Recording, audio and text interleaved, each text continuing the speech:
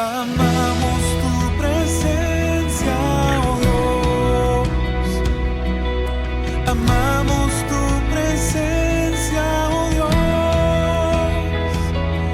Amamos tu presencia, oh Dios. Amamos tu presencia, oh Dios. Hola, ¿cómo estás? Qué bueno volver a verte. Quien te habla, el pastor Ariel Magiar de la Iglesia Presencia de Dios, aquí en la ciudad de Carué. Te agradezco por abrir las puertas de tu hogar y para que juntos podamos entrar a la presencia del Señor y buscar una palabra de parte de Dios. En estos tiempos donde la palabra de Dios se ha multiplicado por todos los medios y va corriendo como nunca, se cumple aquel pasaje que el apóstol Pablo le dice a Timoteo, a su hijo espiritual en la fe, cuando Pablo estaba preso, embajador en cadenas, se llama él, preso a causa de la predicación del Evangelio. Pero él escribe en la segunda carta a Timoteo, le dice, yo estoy preso, pero la palabra de Dios no está preso. La palabra de Dios corre libre. Y hoy, como nunca antes, se está cumpliendo esta palabra. La palabra de Dios está corriendo a través de todos los medios digitales y está llegando a cada hogar. Por lo cual estamos contentos y felices de que podamos llegar hasta tu casa con una palabra de fe, de esperanza y de amor. Hoy es un día especial porque siempre que nos enfrentamos a la palabra de Dios, hay algo en nuestro interior que va a cambiar. Algo va a ser confrontado. Una decisión vamos a tener que tomar, porque la palabra de Dios es dinámica y nos moviliza siempre a un cambio. Es así que enseñaba el Señor Jesús. Y quiero animarte ahí donde estás a que tomes tu Biblia y que podamos juntos ir a reflexionar en una de las enseñanzas de las palabras que Él dejó en aquel tiempo. Te quiero invitar a que abras la Biblia en el Evangelio según Lucas. Lucas capítulo 6, versículo 46 en adelante, narra una de las enseñanzas fundamentales del Señor Jesús en esta tierra. Él andaba por los distintos lugares y la gente se maravillaba de su doctrina, se maravillaba de la manera natural, simple, pero a la vez profunda, que Él estaba enseñando y transmitiendo los misterios del reino a grandes y a pequeños.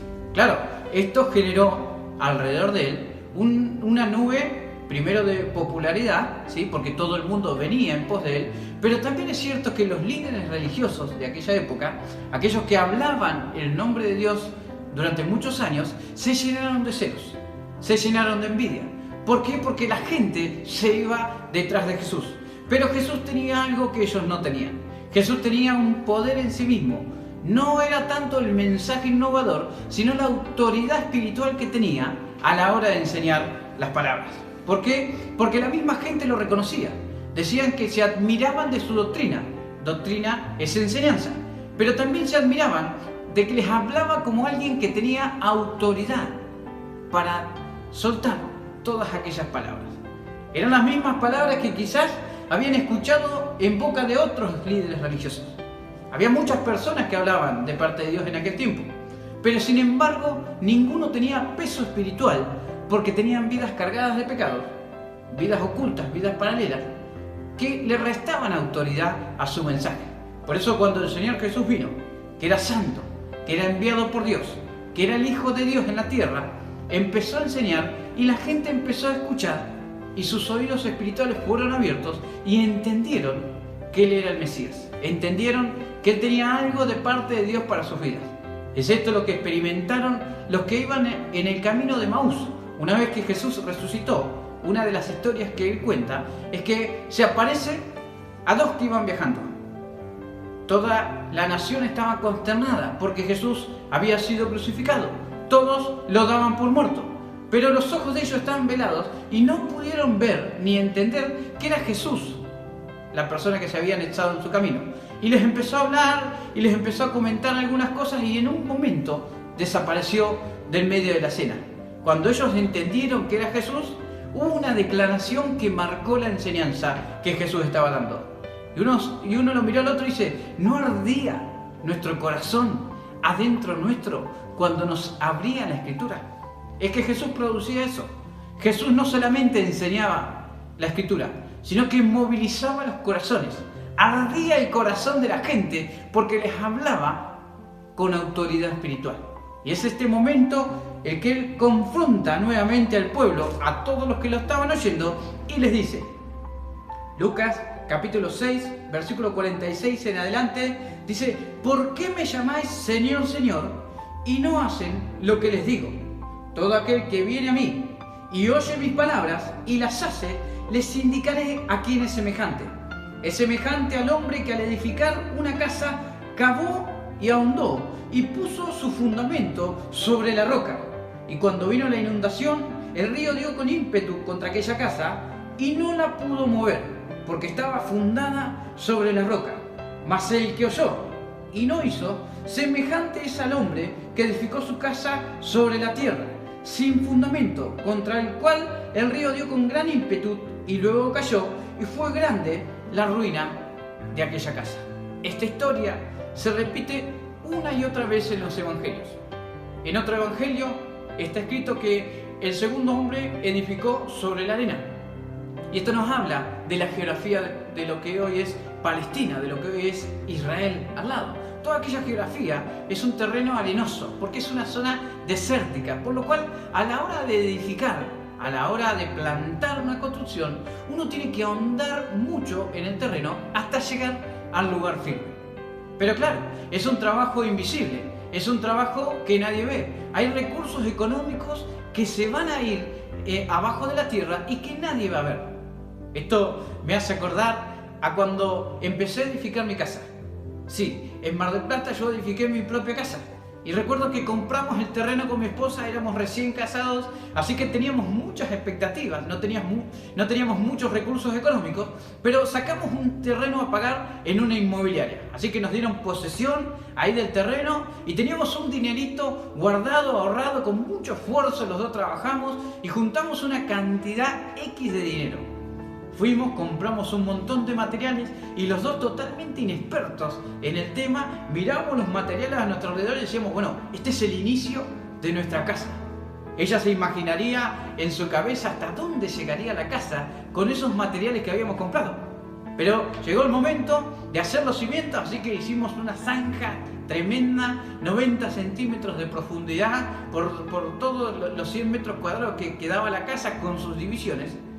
Y se fueron todos los recursos que teníamos, en arena, en piedra, en cemento y en fierros. Claro, la base estaba lista, pero los recursos económicos se habían agotado. Así que yo agarré a mi esposa después de un par de semanas de trabajo, la llevé al terreno y le dije, mirá, esto es todo lo que pude construir. Y ella miró y veía el terreno como lo había dejado la última vez que había visitado aquella parcela. Claro, no veía nada. ¿Por qué? Porque todo el trabajo estaba en la profundidad, estaba escondido. No parecía importante porque no se podía ver, pero era lo que a la postre iba a sostener aquella casa. Iba a impedir que la humedad se apoderara de ella, que las rajaduras aparecieran en las paredes y que a la postre la casa quedara en ruinas. Pero muchas veces este trabajo invisible, esa inversión económica, espiritual, de tiempo que hay que hacer, no es la más atractiva. Y Jesús, que era un maestro en traer historias naturales de la vida cotidiana para enseñar verdades espirituales, enseñó de la construcción. Y dijo, ustedes tienen una geografía arenosa y ustedes saben que a la hora de construir, si quieren prevalecer en el tiempo, tienen que cavar y tienen que ahondar. Claro, uno pensaría, bueno, Jesús nos está dando una clase de arquitectura. No. Él estaba enseñando verdades espirituales acerca del reino, de cómo la vida de cada uno debía estar fundada sobre la roca. La Biblia nos habla que la roca es Cristo. Efesios capítulo 2, versículo 20, dice, edificado sobre el fundamento de los apóstoles y los profetas, siendo la principal piedra del ángulo, Jesucristo mismo. La piedra del ángulo era la piedra base que se ponía en toda construcción. En cada esquina se ponía a modo de zapata una gran piedra sobre la cual todo el peso de la casa iba a descansar. El apóstol Pedro lo llama piedra viva, preciosa y escogida. Jesús es la roca. Jesús dijo, sobre esta roca edificaré mi iglesia. Ese texto se malinterpretó y todos piensan que habló de Pedro, y por eso la gran mayoría cree que la iglesia está fundada sobre Pedro, porque Jesús, dicen ellos, le dijo a Pedro, sobre esta roca edificaré mi iglesia, porque Pedro, traducido, es roca, Cefas, ¿sí? Pero no, Jesús estaba hablando de sí mismo, que él era la roca. En 1 Corintios capítulo 10, versículo 4, el apóstol Pablo vuelve a narrar de que en la antigüedad, en el antiguo pacto, los primeros, los que andaban en el desierto, los que habían salido de Egipto, bebieron de la roca del agua espiritual que Dios les dio. Y daba testimonio de que tanto en el antiguo como en el nuevo, la roca viva, la piedra viva, escogida y preciosa, es Jesucristo. Y es por eso que Jesús, con esta historia de construcción, le está diciendo, ustedes deben fundar su vida sobre mí. ¿Por qué? Porque todos los que me escuchan, y hoy todos estamos escuchando. Decíamos al principio, este es un tiempo como nunca antes. Nunca se tuvo tanta facilidad para acceder a una predicación como en estos tiempos. Teníamos los predicadores de moda, aquellos que todos admiramos y siempre escuchamos. Pero esta cuarentena ha obligado a todos los pastores a sacar predicaciones, por lo cual te pueden llegar continuamente mensajes de familiares, de amigos, de vecinos, de conocidos, de iglesias locales de tu comunidad, donde hay palabra de Dios continuamente. Entonces todos estamos oyendo la palabra de Dios. Pero oír la palabra de Dios nos mete automáticamente en dos grupos. Y cada uno de nosotros va a definir a qué grupo pertenece. Jesús dijo, cualquiera que me oye y hace, le voy a comparar a un hombre que edificó su casa sobre la roca. Cualquiera que me oye y no pone por práctica todas las enseñanzas que yo le estoy dando, lo voy a comparar a un hombre necio, un hombre insensato, que edificó su casa sobre la tierra, sobre la arena. Y hay una característica que él menciona que va a venir a lo largo de la vida. Dice, van a descender ríos, van a venir lluvias, van a soplar vientos. Y esto es algo importante que vos y que yo tenemos que tener en cuenta. La vida cristiana no es ausencia de tribulación. Jesús mismo en esta historia nos enseña y nos dice, aún el que fundó su casa sobre la roca, aún aquel que cavó y ahondó y que buscó lo firme y plantó toda su construcción sobre Jesucristo, sobre la roca, vino contra él el viento, golpeó contra él la lluvia, se desbordó el río. Las mismas pruebas que vinieron sobre el necio, vinieron sobre el justo. La diferencia es el resultado final, la pérdida o no de la casa. Jesús dijo, aquella persona que escucha mis enseñanzas, que escucha el consejo de Dios, que escucha la palabra y la aplica en su vida personal, empieza a aplicarla en su matrimonio, empieza a aplicarla en su relación con sus hijos, empieza a aplicarla en su vida emocional, empieza a aplicarla en su vida social. Todas y cada una de las verdades absolutas que estamos recibiendo miércoles tras miércoles, domingo tras domingo, cada día de nuestras vidas que accedemos a la palabra de Dios por medio de una predicación o por medio, lo más importante, de la lectura de la palabra de Dios, nos tiene que llevar a ser hacedores de la palabra. Esto es lo que dice el apóstol Santiago. Él dice que tenemos que ser hacedores de la palabra y no tan solamente oidores. Dice que hay oidores olvidadizos, personas que escuchan la palabra de Dios, pero que no hacen nada con lo que han recibido. Vos podés ser de ese grupo, personas que continuamente estén escuchando prédicas, continuamente estén mirando la palabra de Dios, pero simplemente sea un conocimiento superficial, que no tenga aplicación en tu vida personal. La Escritura dice, el que robaba, que no robe más. El que mentía, que no mienta más. Que nos apartemos de fornicación. Que la voluntad de Dios es nuestra santificación. Continuamente la palabra nos moviliza a un cambio. Continuamente el Señor está pidiendo de nosotros que tomemos decisiones para nuestra mejoración.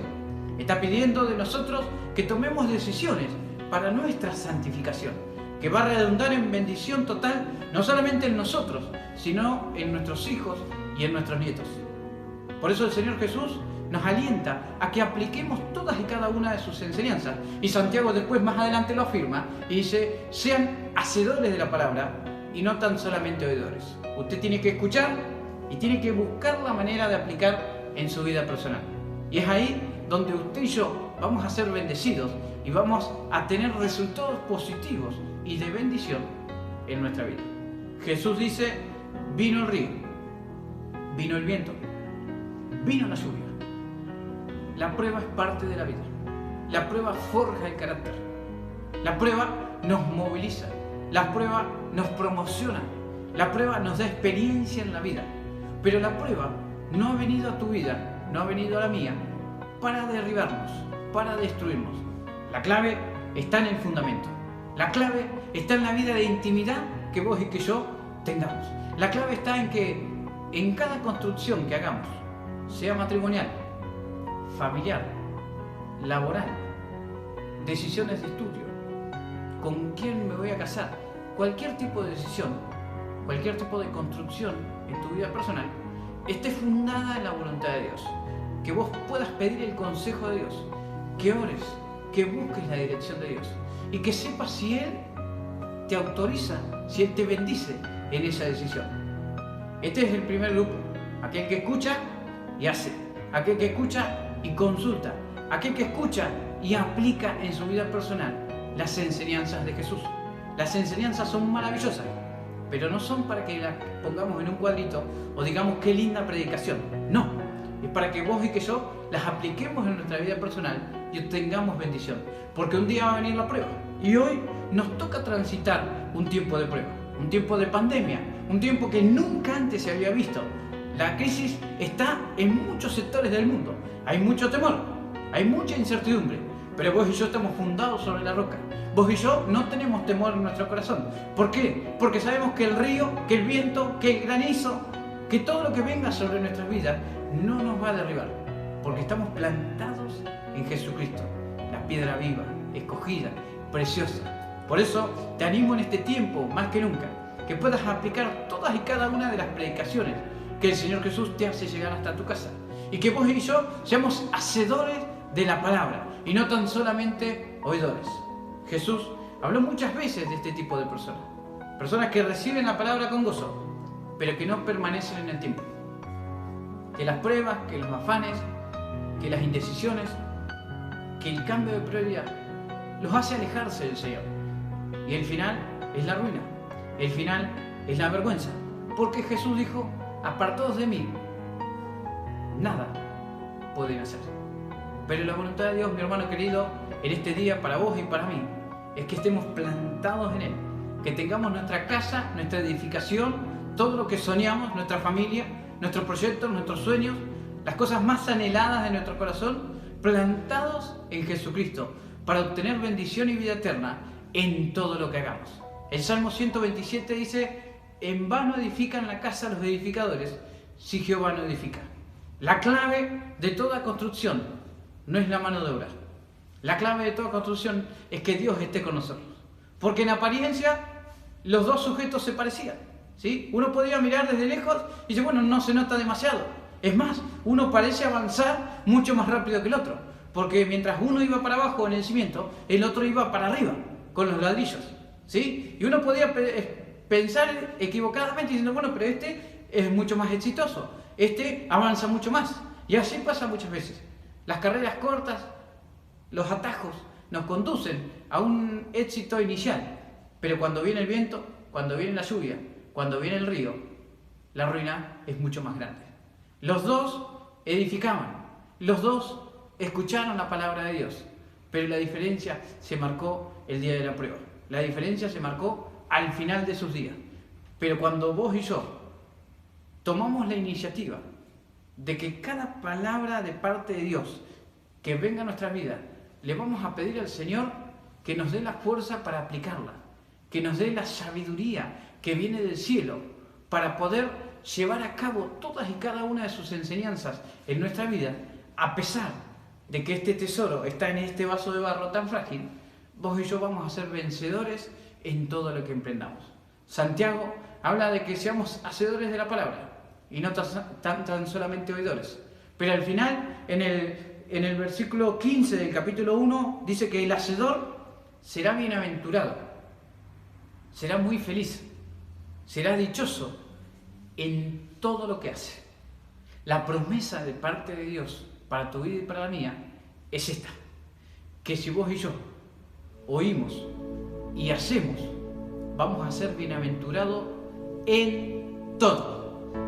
Todo lo que emprendas, todo lo que produzcas, todo lo que inicies, todo lo que sueñes, va a ser prosperado por el Señor. El secreto es fundamentar tu vida sobre la roca, sobre Jesucristo. Y yo quiero animarte en este tiempo, que vos y que yo podamos ir a la presencia del Señor, que vos y que yo podamos hacer un balance de nuestra vida, de cómo venimos oyendo la palabra de Dios y cuánto venimos aplicando de la misma. Y nos comprometamos delante de Dios a decir: Señor, yo no quiero ser un oidor olvidadizo, no, yo quiero ser un hacedor de tu palabra. Yo quiero alcanzar toda bendición, toda promesa del cielo para mi vida, para mi familia, para mis hijos, la quiero para mi vida. Y es por eso que me comprometo delante tuyo a poder hacerlo. Quiero animarte a que donde estás podamos orar y podamos decir: Señor, te adoramos y te bendecimos. Porque vos, Señor, tenés palabras de bien y no de mal sobre nosotros. Tus pensamientos siempre son los mejores para nosotros. Tu enseñanza, Padre, nos edifica, nos desafía, Padre, nos abre los ojos del entendimiento y nos hace caminar en bendición. Padre, tu palabra es luz que hace sabio al simple, es lumbrera nuestro camino. Y es por eso que te agradecemos, oh Dios eterno, por tener estas verdades fundamentales a nuestro alcance. Pero no queremos, Padre, quedarnos simplemente en esta etapa, la etapa de oidores, Señor, de oyentes, Padre, sino que queremos ser hacedores de tu palabra, Padre Santo. Y cada palabra que se ha vertido sobre nuestra vida, Padre, la vamos a aplicar, Padre, según nuestras fuerzas. Pedimos al Espíritu Santo que nos dé la fuerza que nos está faltando, Señor, y podamos abandonar toda actividad de pecado, Señor, oh Dios eterno, Señor, ir hacia la santificación, ir hacia el propósito eterno que vos tenés con cada uno de nosotros. Y es por eso que nuestra casa, oh Dios eterno, puede sufrir inundación, pueden venir fuertes vientos, pueden venir grandes lluvias sobre nosotros, Padre, pero vamos a permanecer en pie a través del tiempo, porque estamos fundados sobre la roca, sobre Jesucristo, y nada nos va a hacer daño, Padre. Y es por eso que te adoramos y te bendecimos y te damos toda la gloria en el nombre de Jesús. Amén, amén y amén. Que Dios te bendiga, que disfrutes del resto de la semana y que juntos podamos aplicar esta palabra. Dios te bendiga.